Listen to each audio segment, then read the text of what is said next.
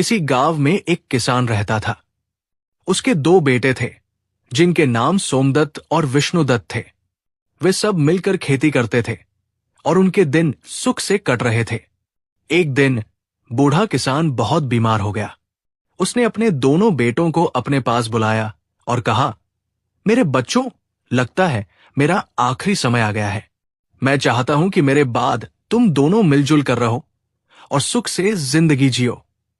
मैंने बुरे समय के लिए कुछ सोने के सिक्के इकट्ठे किए थे, जिन्हें मैंने घर के पीछे आम के पेड़ के नीचे दबा रखा है।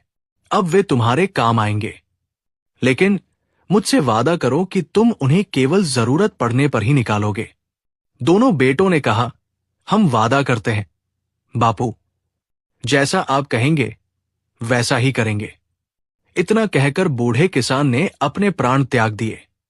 कुछ समय बाद उनका अंतिम संस्कार हो गया, लेकिन बड़े बेटे विष्णुदत्त को अपने पिता के मरने का बिल्कुल दुख नहीं था। उसकी आंखों के सामने केवल सोने के सिक्के घूम रहे थे। उस रात विष्णुदत्त को नींद नहीं आई। वो बार बार करवटें बदल रहा था। आधी रात के बाद सुबह होने से पहले ही वो उठ गया और सोचने लगा, सोमदत्त के उठने से पहले मुझे अपना काम कर लेना चाहिए, वरना ऐसा मौका फिर नहीं मिलेगा। ये सोचकर उसने अपनी कुदाल उठाई और घर के पीछे उस आम के पेड़ के नीचे पहुंचा जहां सिक्के गड़े थे। कुछ ही देर में उसने जमीन खोदकर सारे सिक्के निकाल लिए।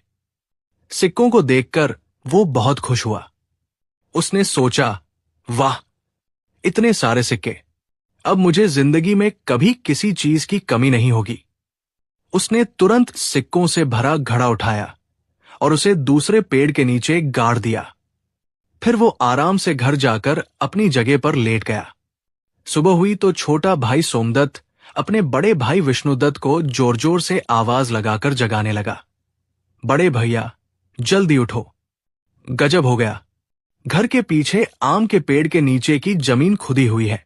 भैया, सारे सिक्के भी गायब है। मुझे लगता है कोई चोर हमारे सारे सिक्के चुरा कर ले गया है। विष्णुदत्त बोला, क्या बकवास कर रहा है मूर्ख, चल मैं देखता हूं। जब दोनों भाई उस जगह पर पहुंचे तो सच में वो जमीन खुदी पड़ी थी। छोटे भाई सोमदत्त ने कहा, अब क्या करें भैया, मेरे ख्याल से हमें पहले थाने में जाकर सूचना देनी चाहिए। विष्णुदत्त बोला, रुको सोमदत्त, थाने जाने की कोई जरूरत नहीं है। सोमदत्त ने पूछा, लेकिन क्यों भैया? विष्णुदत्त ने कहा, मैं अच्छी तरह जानता हूं कि चोर कौन है जिसने सिक्के